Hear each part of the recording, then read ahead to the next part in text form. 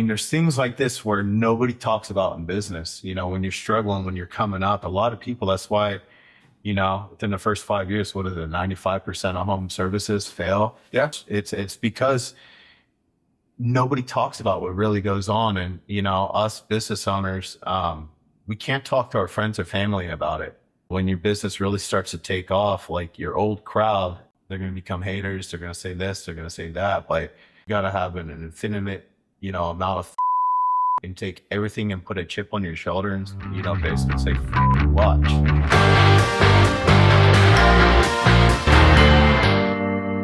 Welcome back to Let's Vent podcast. Today we are in sunny Scottsdale, Arizona, and we had Kevin Fiscor on. He is with Fiscor Plumbing and Air here in Arizona, and he opened up in ways that I was not totally expecting.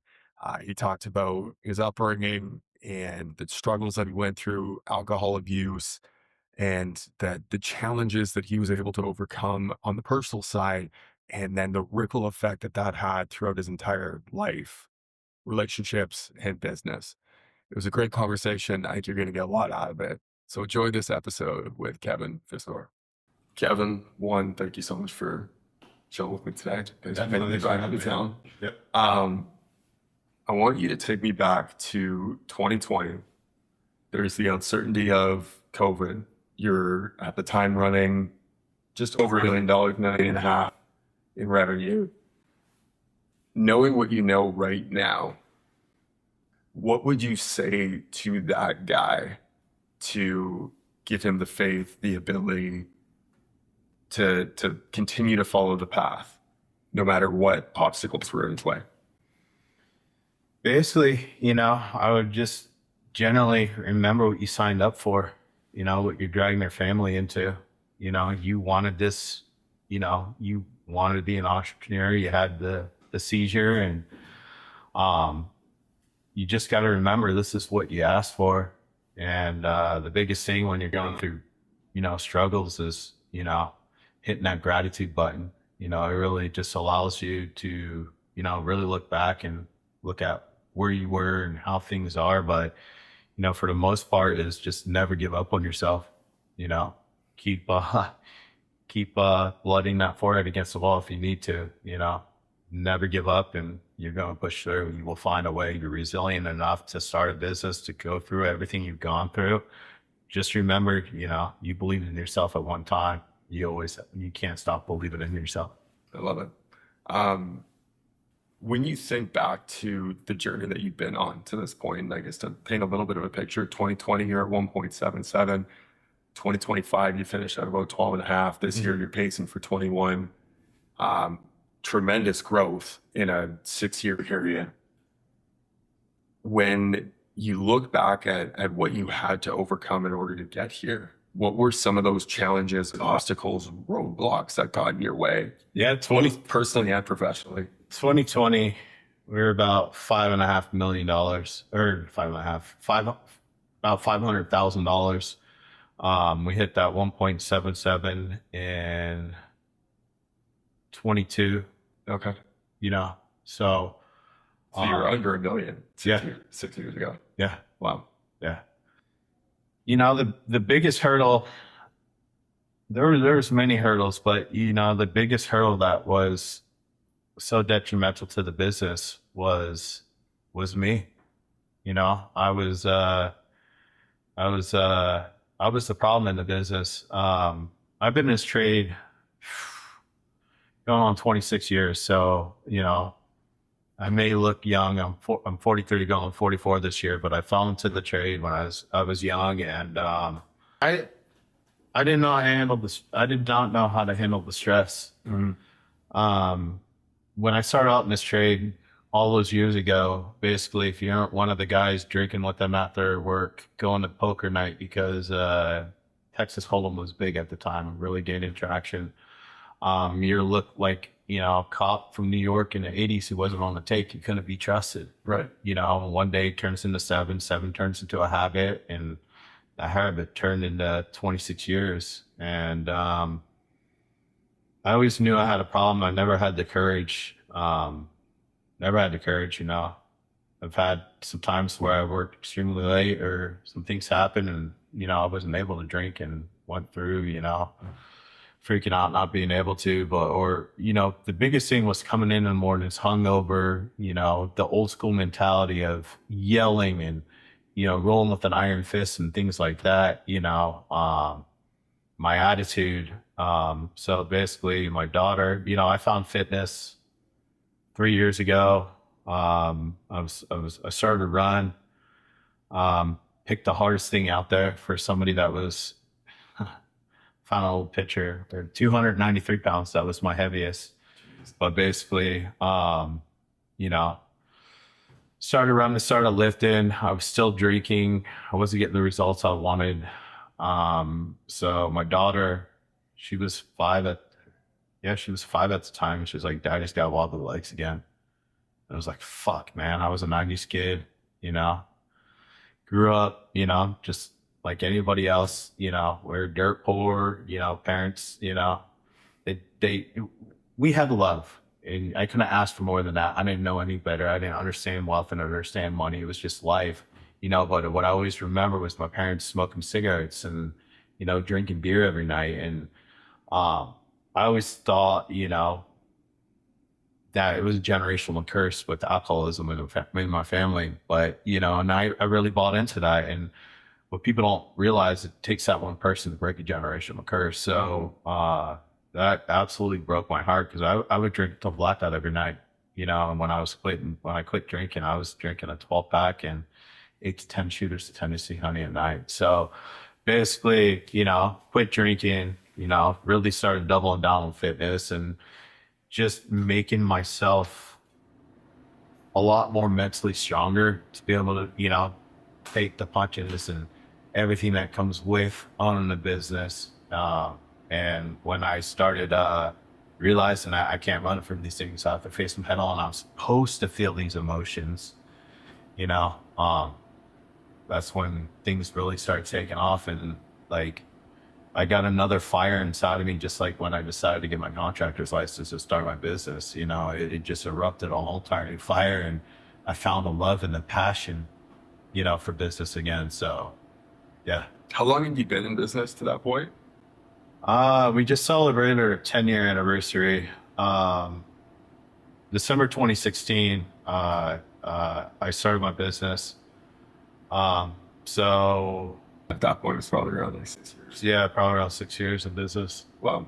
Yeah. And so full alcoholism all the way through that. Mm-hmm. And then the decision came. Yeah. And was it your daughter coming to you saying, Daddy's got wobbly legs again? What was that moment when you said, I'm never doing this again? We were out front, and, I would get hammered every fucking night. Like, it's good to cuss. Yeah.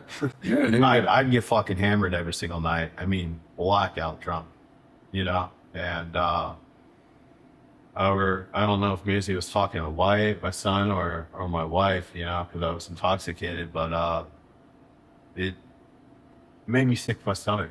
This is how she remembers Dad, wobbly legs. I'm like, and the way, I partied back in the day and everything else, and I have the mentality, when I'm done with something, I'm just done with it. Mm-hmm. I am absolutely done. And that was, the catalyst that, I saw the light, and I was like, I don't want this for my family. I don't want my kids growing up thinking that this is normal, eating like shit and drinking, and, it's not how I wanted the childhoods.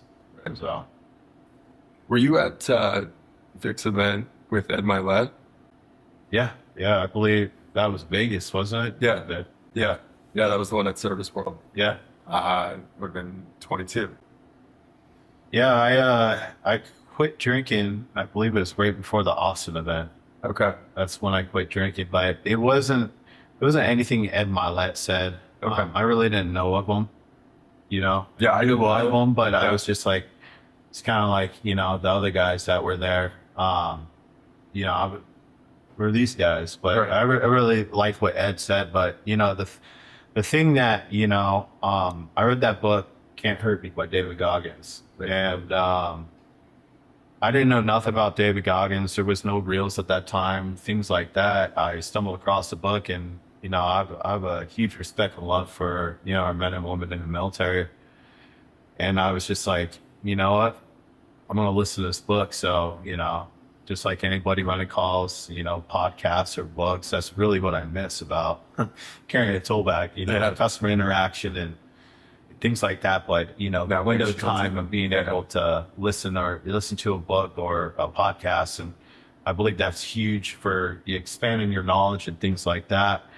But, yeah, I read that book and I saw a lot of parallels with, what he went through as a child. I mean, what he was growing up. It's obvious, I'm a fire crouch. I got red hair, we got to my teeth, things like that. So, there was a lot of picking on me growing up and things like that, but nothing he went through, but we had similar childhoods. But what really struck me was how heavy he was, and the drive he had and what he had to do to get to where he's at. And, Tim Grover's another one of my heroes, but, I say it all the time, I know it piss a lot of people off, that are heavily religious, but, Dave Goggins, my Lord and Savior, that guy pulled my head out of my ass. It killed the old Kevin, and I really took what he had to say, but, and, Tim Grover, it's Michelle, my old business coach and a business partner now. Yeah, and at the Vegas event, I was pretty much bankrupt. Something happened with my SEO, and I'm still not sure. I'm very strong with SEO these days, and still not sure what happened. But something happened to where I completely disappeared from map packs, from Google search. My phone didn't ring for 2 months. And the way it used to be is we had built up an emergency reserve because I know what I would need to get me through the fall into the winter, because where I live, we have heating and we have cooling seasons. It isn't like Phoenix, right? It snows, it's extremely cold up there. So basically, it was always living hand in mouth, right? I didn't understand marketing, how to keep the phones ringing, processes, the whole entire 9 yards. And basically, Tim Grover's book, Winning, Michelle was like, you need to listen to this. And then, I met Bill, when he was with that SEO company, and, Victor put me in front of Bill, and they had a brand new website the next day. But I mean, there's things like this where nobody talks about in business, when you're struggling, when you're coming up. A lot of people, that's why, within the first 5 years, what is it, 95% of home services fail? Yeah. It's because nobody talks about what really goes on. And, us business owners, we can't talk to our friends or family about it. That's one of the biggest things that, a lot of people have to realize with, when your business really starts to take off, like your old crowd, they're going to become haters. They're going to say this, they're going to say that. But, like Andy Frisella says all the time, you got to have an infinite, amount of fuck you, and take everything and put a chip on your shoulder and, basically say, fuck you, watch. But you can't talk to people. You can't relate to anybody. You know what I mean? And even when you're talking to your other buddies that you met at conferences and all these trainings, there's many different circles, but we always run into each other at these events, you know what I mean? And everybody's, you don't talk to horror stories. You're like, oh, we're doing this, we're doing that, we implemented this, hey, we're giving this AI thing out a try, et cetera. But you really, what I've learned is you really got to find a tight circle of similar guys and gals, whatever it may be.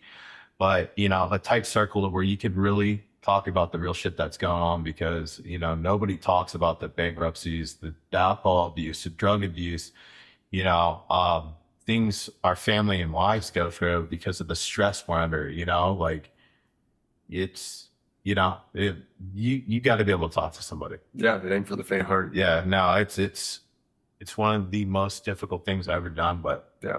let alone one of the most rewarding things I've ever done. And, we've had 3 people at our company last year that, bought their first houses and they're buying new vehicles and trips and all these other fun and exciting things. And that truly is, revenue's great, but just watching everybody come up around you and watching people over the years flourish into new positions. That's the thing about, Fiscor is, we're family owned and operated, and everywhere I ever worked, if your last name wasn't on the paycheck or, tied into the company, you couldn't advance. So I've watched a lot of people just, come up and grow and watch them flourish. And that's really rewarding for me. I love that. Well, and I was reminded of something that I talked about in numerous times on the old show was, when you've got someone on your team that wants to start their own business someday, to have that level of trust with them, to be able to have a conversation and then show them what it takes to actually run your own business. Yeah. I think far fewer would actually go through with it. Number one, knowing what you know, right? And what you do go through and what the reality is of that. But also you get that buy-in from them now. It's like, yes, you can go do it. I'm going to show you exactly how to go run your own business and everything that you're going to need to do so you can flourish. Because now you've got someone that's out there that, you're competing with, you're bidding with, but now at least they're running their business the right way. Yeah. They're not undercutting prices and all that other stuff. We've had 3 guys go out and get the contractor's license Nice. that have worked for us, and they're still in business and things like that. And literally yesterday I had a technician turn in his van. I'm friends with his dad and, his grandpa and, his uncle and family like that. And, he's really young, very sharp, and basically, it's the American dream, right? Mm-hmm. You got the skills, you got the qualifications, go out and do it. And just like I was telling him yesterday, when he was turning his tablet and keys and field cards and all that good stuff, I was just like, hey, if you ever run into an issue with a pissed off customer or an install issue or just a business question, my phone's always on. Right. Use me as a resource. Right. A lot of people, I have one guy that works for me, I put my wing under, he calls me and he still talks to me, but, I help him out, but, that's the way you should be as an employer. You shouldn't be, talking bad about your employees and, cuss them out and spreading rumors and things like that when you go and get your contractor's license, which a lot of us have seen in these businesses, so. But, and it comes out of a place of fear, right? They're afraid of losing these people and they're afraid of giving away their trade secrets. Yeah. Right. But I mean, you hear the question all the time, like, what if I train them and they leave? Yep. What if you don't and they stay? Well, it's just like on these trainings and conferences what everybody goes to. Yeah. Like anytime I've gone to a training or a conference, I'm not out with the titty bars. I'm not out boozing it up with everybody. I take it as a job where a lot of these contractors go to these things. And I know I'm going to piss a lot of people off because I'm speaking the truth here because I've seen it. You've seen me at it just about every conference, every, training. They treat it as a vacation, as a party, and, I know a lot of people will not implement, so in everything that comes behind the implementation and processes and setting things up, it's just, it's, you can lead a horse to water, you can't make them drink. And everybody's, that's one of the old sayings around, and it's the truth, man. But you can't feed them crackers. Yeah. Like the way I see it is you're taking time off your business. Yes. You're spending thousands of dollars in travel to go to sing. You got the event ticket. You're taking time away from your family, your wife and your children just to go booze it up. Right. You need a boys weekend. Go take a fucking boys weekend. Right. This is business. It's life or death. It's financial life or death. Like, I couldn't ever fail, I had a mentor of mine back to this whole Cutco knives. She said, before you go to this event, because it was down in St. Louis. And so at the time, a 19-year-old college kid, it was a lot of money for me to be able to go there and do all of that. She said, you need to write a check. You calculate how much time you're going to spend, plus the cost of the flight, the cost of the hotel, everything. Calculate that amount. You write a check to the political party that you did not vote for as a donation. And if you do not implement within 48 hours at least 3 things that you learned at that seminar, you have to send it. Yep. And so that created enough pain, right? Yeah. 2 motivating factors in life, pain and pleasure. That created enough pain for me to always implement after I went to an event, at least 3 things. Right. Yep. And it could be 3 simple things, but often those simple things lead to bigger. Yeah. Everybody knows I always took notes. Victor talks about it all the time. Everybody that knows me, when I'm at an event, I would fill up a spot around notebook. And what I would do is go back and I would study and study and study. Obviously, when I was drinking, sitting there drinking, just cram studying.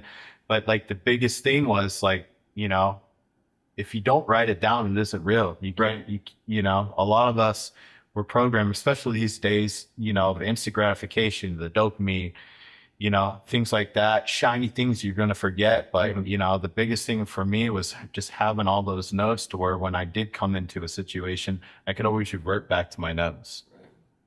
Yeah, I'll never forget it. Vic's first Vegas event that he did. And the last speaker of the event was Ish. Mm-hmm. And the room was maybe a quarter full. Everyone else, it was the last talk of the event. Yeah. The big party was that night. Yep. Everyone had left. And Ish went and sat on the front of the stage instead of standing up with the speaker. And he just did Q&A for about 90 minutes. And it was just pure knowledge. Mm-hmm. And those people in that room that were still there, guarantee they got a lot out of it. I went back to him and we did a podcast a year later and I just went through all of that because it was so good. Yeah. But yeah, most people miss out on that information just because they're not in the room. Yep. Yeah. I want to go back to something else that you had said, which was your inner circle and family not being there, not being able to understand what it is that you're going through, not being able to have those conversations with them. Totally agree with you. I know Alex Ramosi talks about this as well, that, when you're coming up, those people will be rooting for you because you're the underdog. Mm-hmm. But then when you're at the very top, they'll be rooting for you because they're hoping that you'll take them along with them. Yeah. But that gap in the middle, that 85, 90% of the time is when you need it the most. And there's only one person clapping in the auditorium and it's probably just you. Yeah. Because even your spouse doesn't always know what it is that you're going through because you're not sharing it with them. Well, you just don't want to scare the shit out of them. Correct. Like, hey, we're fucking bankrupt. We got a fucking week left of payroll. Yeah. And you're the one that's business and things like that. And you sold them on a vision of what it is you're trying to build. Yep. Yeah. Yeah. It's why we're going for marathons. So you got to be mentally tough for this, and it's not a game. It is fucking life or death, So you made the decision to change with the alcohol abuse. You cut off from that. You said no more, never again, not touching it. Oh, going back to that. Yeah. Right. I didn't go over this. So, my heaviest, I was 293 pounds.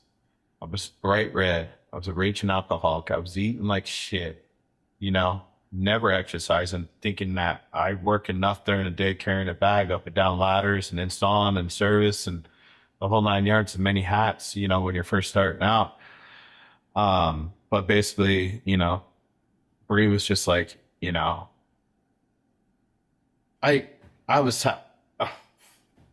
couldn't even get I was having to take Cialis, man. That's how fucked my blood pressure was. Mm-hmm. And I'm like, I'm just too young for this shit. And that was like what, 35, 36? Fuck. Years ago, 40. 40. Okay. Yeah. So, we went to the doctor. I couldn't even walk up a flight of stairs without getting out of breath. Right. Did the blood work, the whole everything, and my doctor Jim was just like, "You got 6 months to live. you're going to have a massive stroke. You're post hypertension, you're pre-diabetic, your cholesterol is astronomical. And my stepdad, he's who raised me, and Frank dropped that at 46. And I was like, fuck, I saw what it did to my family. It absolutely destroyed my family. Then my brother was murdered in 2015. And when Frankie was murdered, he was the glue that was holding the family together. And the family just kind of, blew apart. And then I was just like, I can't do this to my kids, and that's what really, started the fitness journey. And then, Maisie talking about the wobbly legs is what just made me, fuck this, I'm done, and then I started realizing how much time, I was wasting, how much money. And then when you start to like reverse engineer that shit and just looking at the time, right? 4 hours a day drinking, $54 and change. Today's 912 days without a drink. I've saved over $50,000 not drinking, and you really don't think about the stuff, but when you get trained to understand and look at your numbers and things like that, you're just like, what am I doing?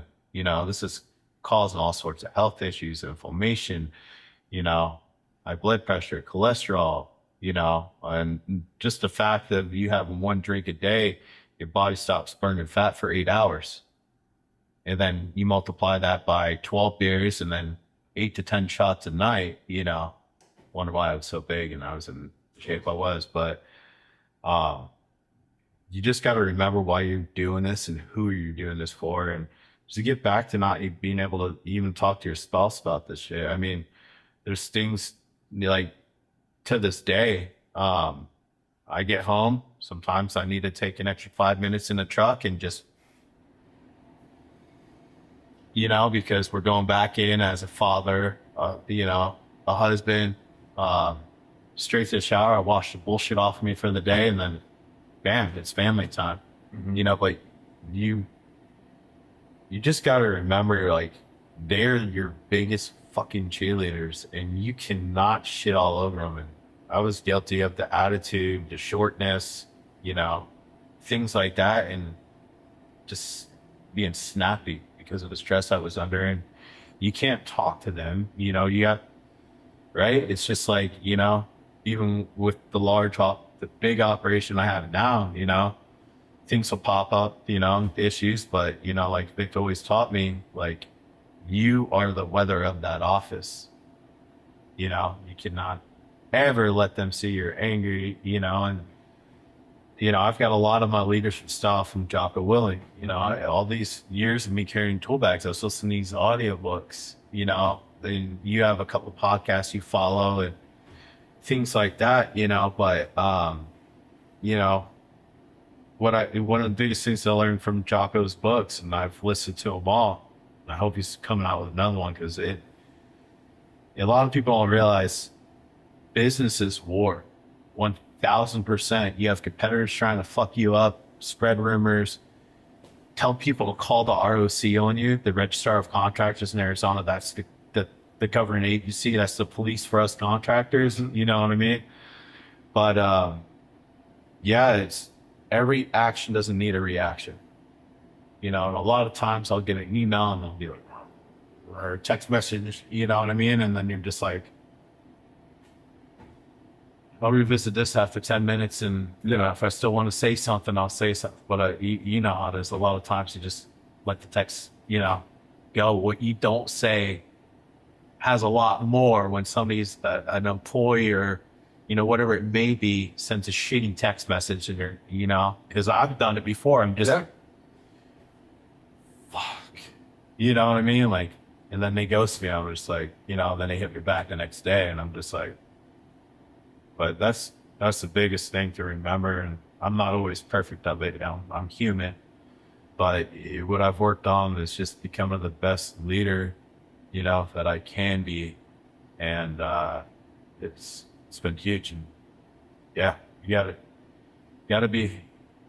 gotta show some compassion, to your spouse. You're obviously not telling them, not telling your family what the hell is going on. But, just us as operators, as business owners, there's a lot of those dark nights and the insomnia and the sleeplessness and things like that. But,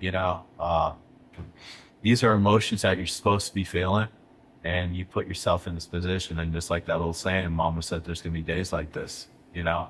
like you fucking asked for this.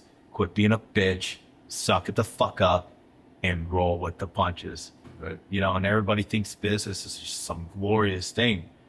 And obviously, huge Andy Frisella fan. But people don't realize it's 100 losses with maybe one win a month. You know what I mean? The losses to wins are, it's business, and, you just quit being a bitch, that was for me. Yeah. Specifically, how many times I have hard talks with myself, like, that would being a bitch. Suck it up, Yep. No, I do the same. Quit having a pity party. Yeah. You asked for this. Yeah. Yeah. No, I do the exact same thing. I don't know if it was just like the sports background that I grew up with, and, having hard coaches that were always on my ass for things. But yeah, anytime that in January, I was fed up with being overweight, and I never got that big. Yeah. But I was pissed off with myself because I was an athlete. I always saw myself as an athlete. And, when I was bending down, I feel the fat rolling over my belt. Like, God, that's so uncomfortable. Yeah. And yeah, I looked myself in the mirror. Yeah. Yeah. Looking in the mirror and just saying, like, you fat fuck, like, how could you let yourself do this? Mm-hmm. How could you let yourself do this to yourself? Yep. And yeah, made some changes. See, I worked with, Just so easy, yeah. with being comfortable. Yes, absolutely. Right. And you go through life, and life happens. And, we just had a baby in August again, my fourth one. Congratulations. Her first. Yeah.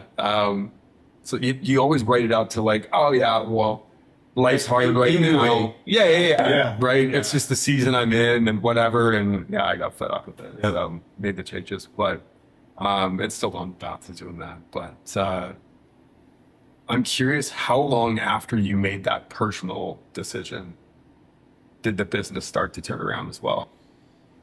It started immediately, and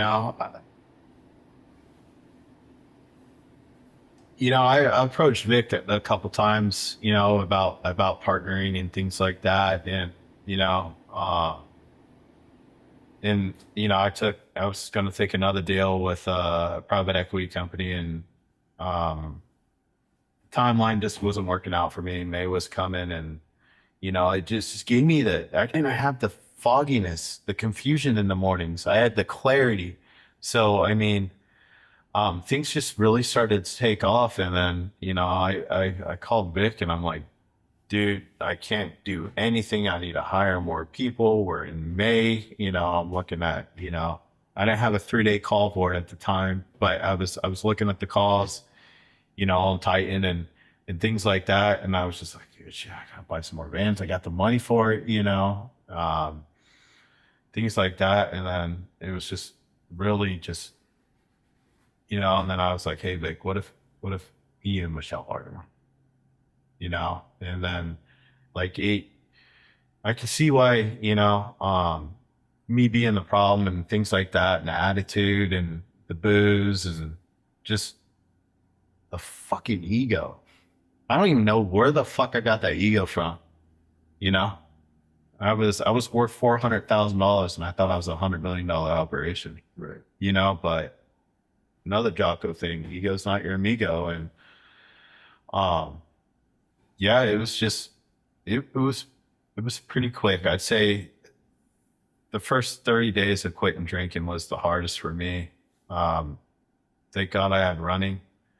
I would just go beat the shit out of myself, run a pace I couldn't keep, throw up, things like that. Your brain starts to think differently when it's in the survival mode, when it has to concentrate on breathing and stuff like that. But it was, I would say, after the 30 days to where I was just like, drink, but it takes 7 days.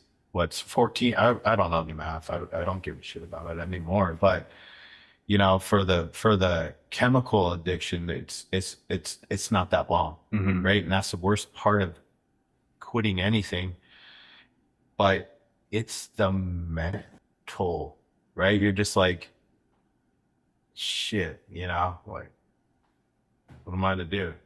I don't want to be drinking, and because my early 20s, I stopped drinking. It was a discussion my wife gave me.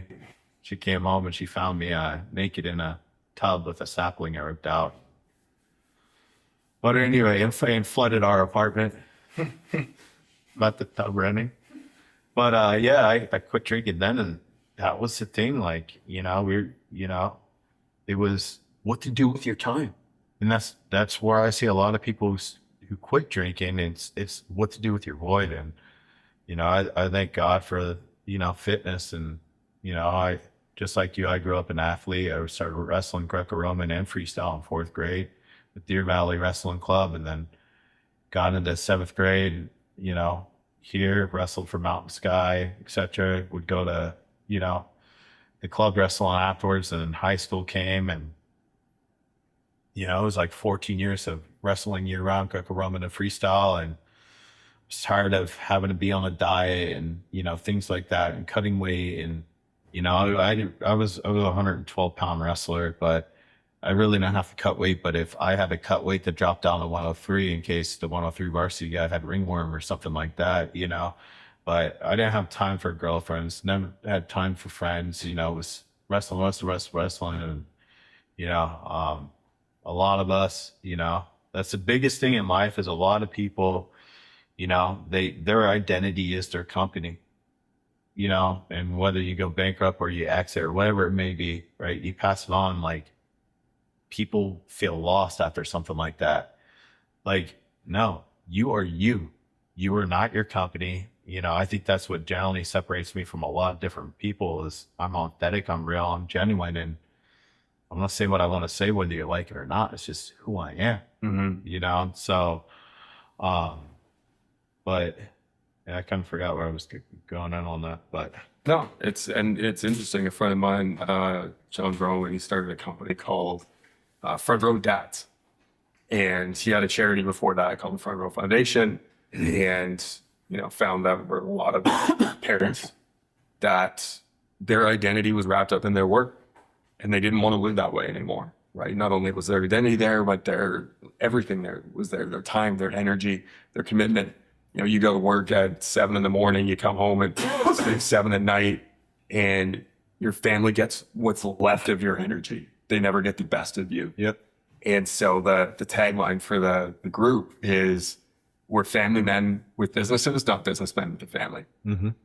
And you meet a new person, what's the first thing they say? Oh, what do you do? Yeah. And everyone jumps to what they do for work. Right? I'm in marketing. I run an HVAC company. I run a plumbing company. I do this, I do that. Rarely do people say, well, I'm a runner. I'm a father. I'm a parent. I'm a husband. Oh, and when I'm not doing that, I happen to run an HVAC company. Yeah. Right. Yeah. Yeah. It's very rare that you get to that place of understanding and then knowing who you are. You talked about implementation a lot. What were some of the things that you implemented early on that were easy to overlook, but helped you the most get the foundation set so that you could get to that 5 million, that 10 million? It was huge. I went to, one of Vic's events, and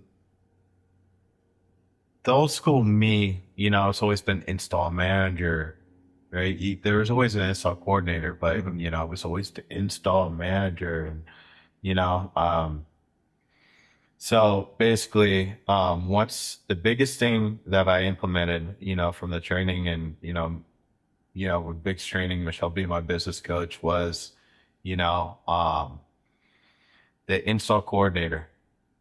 That was one of the biggest things that changed, making sure installers are installing. This is what they're doing Monday through Friday, not running service 2 to 3 days a week and installing the rest of the week. That's just too many different hats. Right. So to be install coordinator, it would be, make sure the right people do the right jobs. Um, 3 call board is just so huge, I mean, that is huge, basically knowing where you're at with your calls for your next 3 days. And if your call volume ain't there, you got to, right, turn on marketing, start outbounding, get some campaigns going, whatever it may be you do for your business. But, the calls is what feeds the company. And one thing, I took away, from one of the events is, it was just like, hey, what's the most important person inside of a company? And everybody was like, oh, the owner, oh, the sales guy, this, that, the other. No, it's your CSRs. They're your first line of defense and your last line of defense. These are the guys and gals that are taking the calls, booking the calls. You've already paid for that lead. Mm-hmm. And I'm extremely proud about, and if anybody wants to call bullshit on this, I can give you it. But we are at a 98% for Fiscor call booking rate for last year. Wow. 98%. If you could make the phone ring with marketing, you're right. You can definitely make that phone ring, but can you convert it? Can you land the call? So a lot of people overlook the CSR position. That is the most important position, inside any company. Because if you don't have that call, you paid for that lead. Mm-hmm. Google's charging you no matter what, but you have to book the call. And then I would say training's huge. Before we partnered, we trained twice a month. I always looked at training like, oh, look at all these people in the room. $30, $25, you're doing shit like that. And you're just like, it's a waste of money. But now, as soon as we partnered, we train our install and our service department 200 hours a year. Every Monday, Wednesdays install, every Tuesday, Thursdays service training. Like we are constantly training, and what you have to do is train these guys on the KPIs that they're lacking from the week before. Mm-hmm. A big thing, daily reporting. That was a foreign language to me.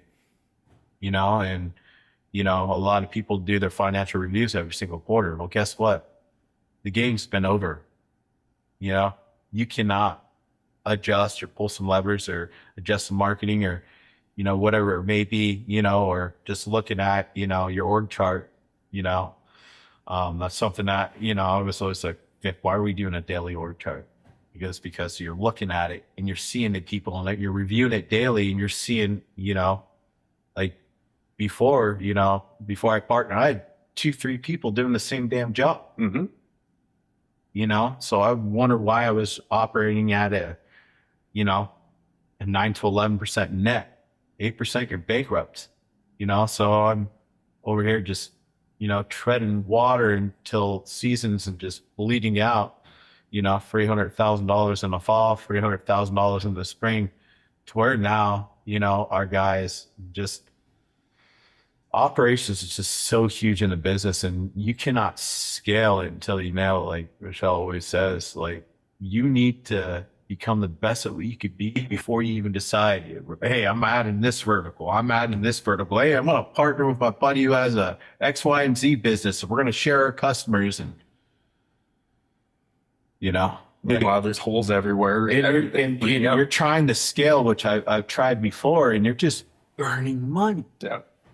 And you're not profitable, and you're taking every single job and you're not focusing on the jobs that should be making you the most money, and pissing off on these mini splits, new construction, things like that, Yeah, no, 1,000%. I had this conversation with a buddy last week. He runs a pain and injury clinic, so massage, chiropractic, stuff like that. And he's sitting there like most owners saying, we just need more people through the door. And my question back was, how are we maximizing the people that have already been through the door? How many of those are rebooking? What's the duration in between visits? How do we shorten that? is it necessary to shorten that, or do they need to be lengthened? Like where are the gaps in what it is that's currently existing before you spend another dime on marketing? You need to make sure that your house is in order.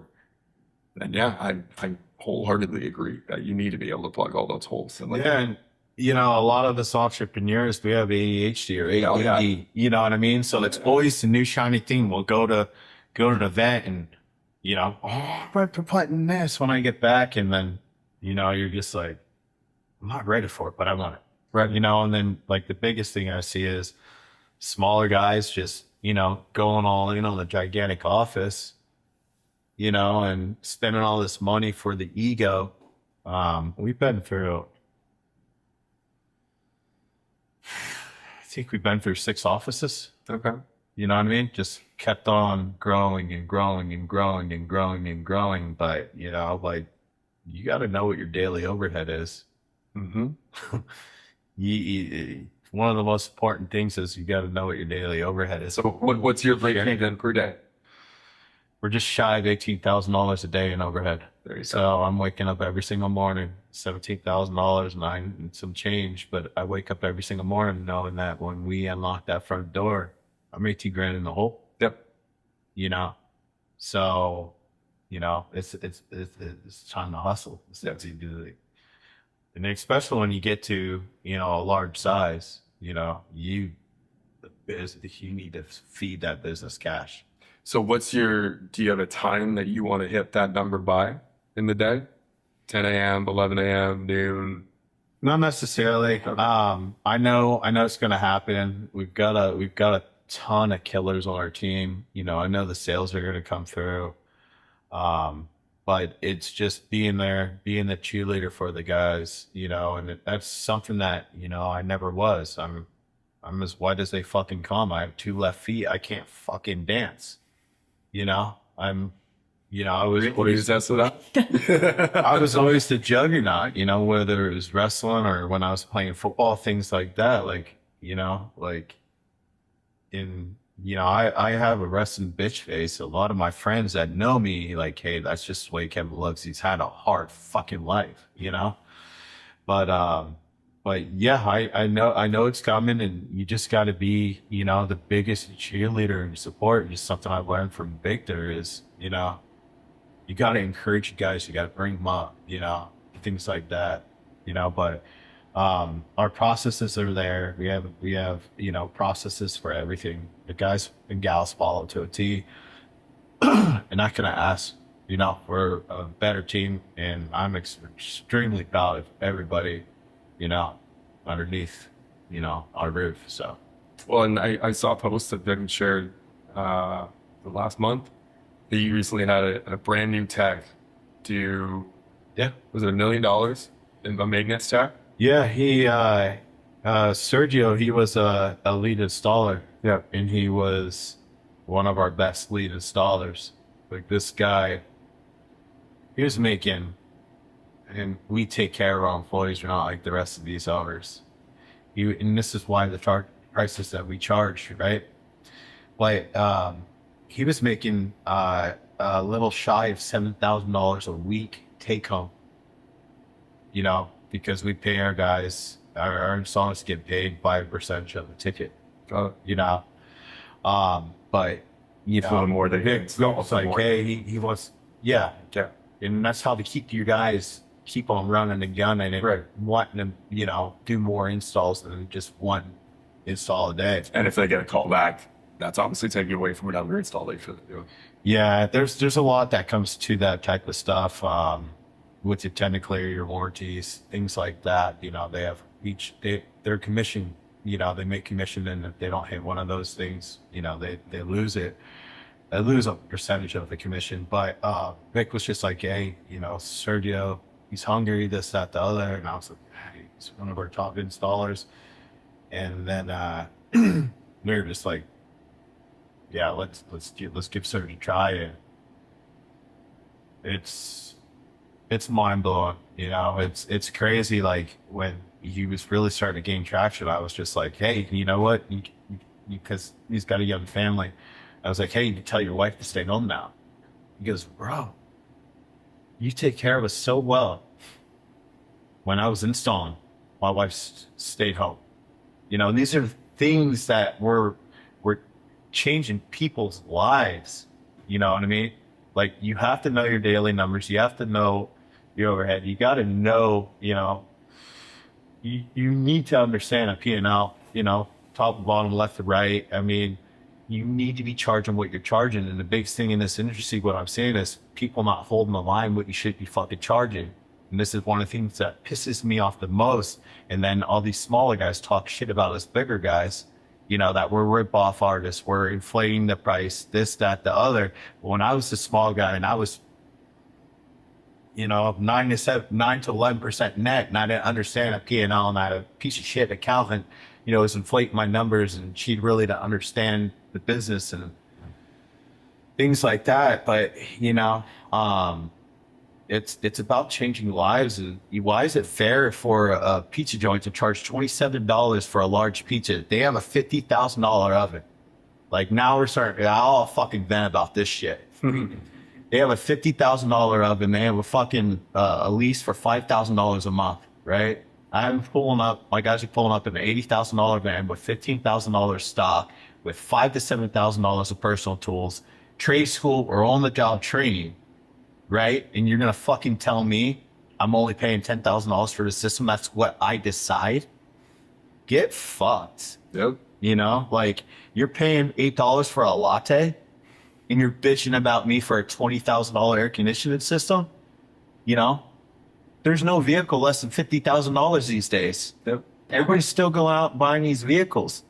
They don't give a shit, you know. But you know, you're running your mouth about a mom and pop operation that's changing people's lives. They're buying houses, brand new diesels, things like that. You know, taking their families on vacations. How am I? You know. How am I the evil person? How am I the bad person? Right? Like, motherfuckers got OnlyFans subscriptions. Yeah, call motherfuckers out. OnlyFans, right? Fucking DoorDash, Amazon, shit like that. Like, take a look at what you're actually spending and how much time you're wasting on this bullshit. Yeah. The subscriptions that you didn't even know you still had. 100%. And you know, it's, you know, it is what it is, and business is extremely pricey these days, especially in our trade. And July, we're getting hit with a 25% price increase of equipment. I've been doing this for 26 years. I've never seen that in my life. Yeah. And I've been talking to some older cats in the game. Nobody's ever seen it. Yeah. You know? And a lot of these smaller guys. guys. To mention that this is on top of all the other increases that we've had since constantly since COVID. Yeah. You know? And as we know, once the price goes up, it's never coming back down. Never. And, you know, I would have to say, for a lot of these smaller operations, you need to know your numbers. Find yourself an accountant or a CPA or something that is actually in the side of the trade business. Because if you're not charging what you need to be charging, and you got this price increase coming in July, I'd hate to see that in the third quarter for a lot of people. Yeah. Now, when you do get like a price increase that's coming up like this, are you starting to stockpile equipment? Are you doing anything to try and get ahead of it so you can offer better prices for longer? All right, I got to tell you about something free agency does that's kind of wild. They call them Free Advice Fridays. Every Friday, they go live and answer marketing questions from contractors for free. No pitch, no email gate, no book a call, carrot dangle at the end, just real answers. Bad Google Ads campaign? Show them. Yelp eating your budget alive? Ask them. Don't even know what to ask? They'll tell you what you should actually be measuring in the first place. Full disclosure, I work for free agency. And the reason I'm telling you about this isn't to drive their business. It's because 9 out of 10 contractors I talk to are getting brutally overcharged for advice that's worse than what's posted in those Facebook groups. And Bree is just giving it away on Fridays. Follow Free Agency on Facebook, TikTok, Instagram, and LinkedIn so you can catch the next one, and head to freeagency.ai and subscribe to their newsletter where you'll get some golden nuggets in your inbox every week, like this one on how to sign up for GPT ads, or this one with 13 automation ideas for SMS and email, Or this one on how doubling your marketing budget won't double your revenue. Find these and more at freeagency.ai/blog and sign up for the damn newsletter already. Or don't, whatever. Yeah, we carry about let's say $500,000 in inventory. We used to carry a lot more, but you end up just taking up space and sitting on things. But yeah, you know, we do everything we can do for our customers, you know, but like our hands are tied, you know, by the federal government and all these regulatory agencies and the Department of Energy and the EPA and things like that. And it's one of the most heavily regulated trades in the world, you know, because of the refrigerant, because of the ozone depletion, you know, things like that. And you got to constantly be, you know, re-educating yourself and looking at the trends, and let alone, you know, global economics. You know, what we're experiencing right now, and we're not getting political, but what we're experiencing right now is happening on the other side of the world. And it's slowly going to be starting to catch up to us. You know what I mean? So, you know,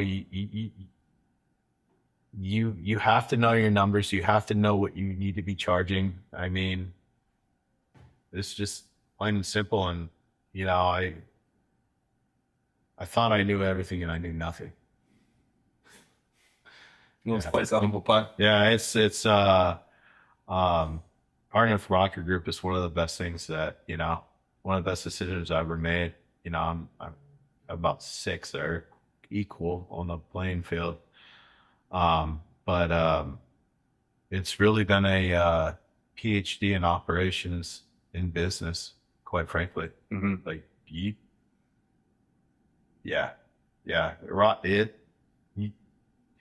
you're not willing to eat, sleep, and breathe this stuff, you know, you're never truly gonna make it. Right? You have to have the passion that you had when you're like, I'm gonna get my contractor's license. I'm gonna drag my family through all this bullshit. You know what I mean? And it's been a wild ride of who I was and who I've become, and I'm not stopping. You know, I'm constantly looking at, you know, educating myself and, you know, just furthering myself. I'm a constant work in progress, and, you know, I won't ever stop until, you know, the moment I take my last breath. You know, you have to, the way I am, I always have to be, you know, just to keep on improving and learning and things like that. And, you know, back earlier when I kind of went down the rabbit hole, but, you know, a lot of people feel that, you know, I was an all-state quarterback in high school. Motherfucker, you're 35 years old. You're extremely overweight. You think you're the shit with 3 vans out there. I'm speaking from me, right? Oh, I got 3 vans. I'm a big bad contractor. You know, I know everything. I didn't know shit, you know, and once you know, I killed my ego, it really opened my fucking eyes. You have to start surrounding yourself with people that are operating at a different level than you are. Well, I tell my kids that all the time. Take a look at your circle, and I'll let you know your future. Right. You know what I mean? And even when I step into rooms with some big dogs, I'm the quietest guy in the room. I'm amongst some grapes. I'm shutting the fuck up, and I'm going to be a sponge. Yep. You know what I mean? But that's 100% true. You know, you're only good as your circle, and you got to find people that are going to push you and motivate you, and not be like, oh yeah, you had it. Dude, let's go out. Let's go fucking grab some wings and some beers and shit like that. You know, like those are fucking placeholders. You know, if you know, I want somebody that's going to motivate me to go, hey, guess what? I just signed up for this 100-mile, or hey, I just did this. Hey, let's go fucking hike this. Hey, you know, let's fucking, you know, there's nights where me and Mick are going for hours talking business and things like that. I mean, there's so much more to life than just sitting back and just being a good consumer. Yeah. Okay. Have you got him to come out running with you yet? Yeah. Vic's gone out running a few times with me. It's just, not a thing, you know. He was a football player, and that's, in football and wrestling, as we all know, how were you punished? Mm-hmm. It was all Uh, conditioning. Yeah. Just like people in the military. I ran enough while I was in the military. I ain't never fucking running again. Mm-hmm. You know what I mean? But yeah, it's just, you have to surround yourself with people that are going to keep you hungry, motivated, and just wanting to level up. Yeah. 1,000%. Well, I know you said to your last breath, I hope, I mean, for everyone's sake, that's not for many, many, many more years.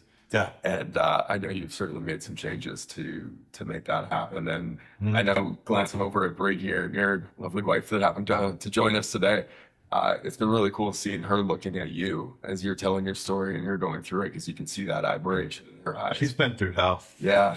I'm tearing up about it, but yeah, I put her through hell. Yeah.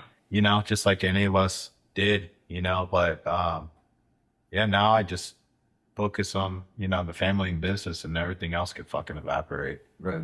The friends that you had when you started this shit, they're not going to be there, and it's so fucking true.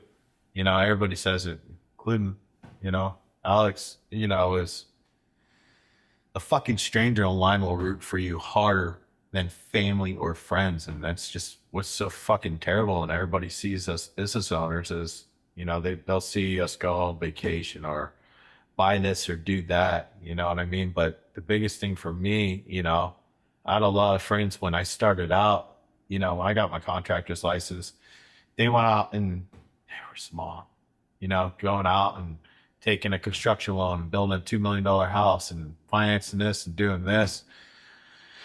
First 8 years in business, me and Bree collected, no bullshit, $500 a week. So we were making $1,000 a week. I bought my house in 2011 for $89,000. My mortgage was $589. Now it's $611. Rented that house out to my little brother. But we lived within our means, and we were constantly, and everybody else, they're going on vacations, they're doing this shit, they're taking time off from business. But Bree can attest, like Christmas fucking morning, boom, phone, Fiscor Heating and Cooling, this before Plumbing and Air. Oh yeah, no heat? All right, cool, I'm on my way. Hey, I gotta go. The kids, my daughter's opening her fucking present. She's 3 years old. And I'm going because I don't know when my next call's coming. And I will not let this fucking fail. A lot of these people build lifestyle businesses, and they can't ever wonder why the hell they're not at where they're at. But, I've always been known as a silent killer in trade. I don't post my shit. I don't have an ego. Like, my business is not me. I'm Kevin fucking Fiscor. I'm a husband and father, a fitness enthusiast that happens to own an HVAC business. And that's who I am, and that's who I'll always be. Love it. Yeah, I can't think of any better way to end it than that. That was beautiful. Kevin, thank you so much for coming. Definitely. Thank you so much for sharing, being vulnerable, sharing some deep shit. It's the shit none of us ever talk about, and it's the shit that, we beat ourselves up daily, nightly, you just, like you say, one last thing, just remember why the fuck you started in the first place. It's kind of like in an ultra, right before an ultra, I always give myself a why. Why am I doing this? Remember your why. And that's the biggest thing, and never give up on yourself. And like we were talking earlier, type of person I am, if the front door's fucking locked, I'm gonna find a window. If that window's locked, I'll find another way in. If I don't have any other way in, I'm driving my truck through the fucking building. You have to be resilient and keep going after it, and never quit on yourself, or remember who and why you're doing this for. Because me personally, I'm doing this for my family. I am doing this for my family. It isn't for me. It isn't for my ego. It isn't to feed me. Running these stupid miles out there, that's what feeds me. But, just remember your why. I love that. I'm curious, has there ever been a moment, because of that determination that you have to always see it through, to push through whatever adversity comes your way, has there ever been a moment where you got to the other side of a goal and you look back and you thought, shit, I don't think that was the right goal? No, like No. I'm very goal oriented. So whether it's a race, business, a milestone, right? Let's just go back to an ultra. I finished an ultra, you know. I learned this from, For those you know, who don't know, an ultra is any trail race that's greater than 20, any race that is on a trail greater than 26.2 miles. right. So I learned this, you know, from listening to Jocko's books. What you did yesterday does not fucking matter. So I always tell myself, right, we hit a new, you know, financial, you know, a milestone, things like that. I'm just like, all right, cool. Well, guess what? You know, tomorrow's a new day. And okay, cool. We had our first $1 million month. I don't give a fuck about $1 million months anymore. That's expected. That's what we should be doing. Mm-hmm. Now what I'm going after is the first $2 million month. You know, just like a race. Hey, enjoy this while it lasts, because what you did yesterday doesn't fucking matter. And guess what? Tomorrow, you know, sure, we got some recovery or this, that, the other. But it's just like, you know, close the page, I'm sitting on Kansas 125, and next day I didn't give a shit about that. And all I care about is my next 100 in October, you know? And that's the way people should live, is like, it's just like, you know, birthdays. I've got some friends that take a birthday week, and I personally think it's awesome and things like that, you know, but like, don't live in your past. Always be moving forward and always set goals. It's just like a vision board. Vision boards are huge. I don't get out the books and that's that, the other. I have it saved in my notes. Mm-hmm. You know what I mean? So, right, I have these goals that I want to get for me personally.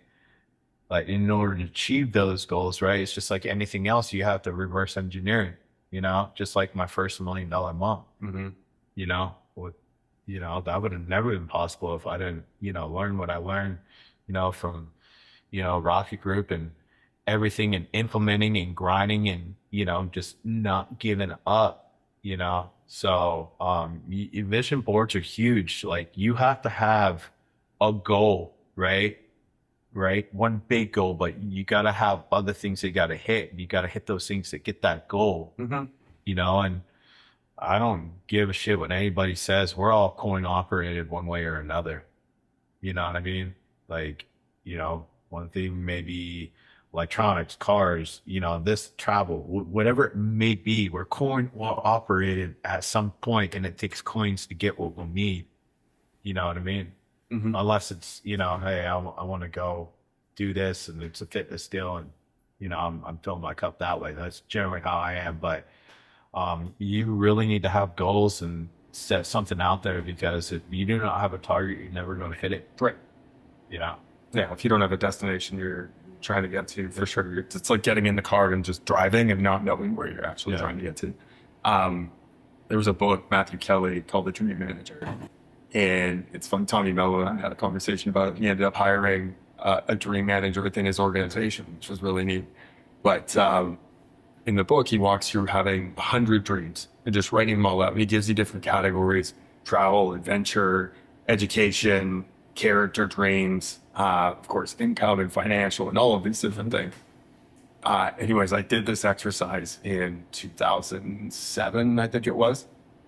And when I was moving out of my house in 2022, I ended up finding the sheet with all these different dreams on it. And I started reading through it, and I was like, holy shit.